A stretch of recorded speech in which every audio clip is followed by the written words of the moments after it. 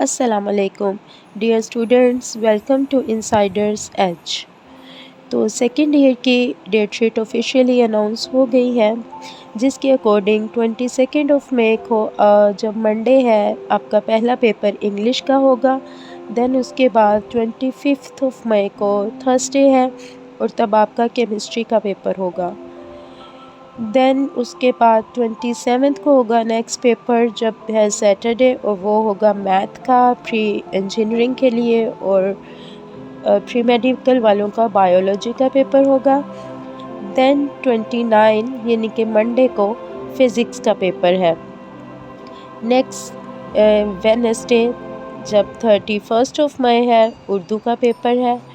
And then 2 जून को पाक studies का पेपर है। तो हर पेपर में ही ये छुट्टी जो है मिली है आपको, आप अच्छे से तैयारी कीजिएगा। आई होप कि आप सबके पेपर्स बहुत अच्छे हों और आप सभी 90% से अबव मार्क्स गेन करें।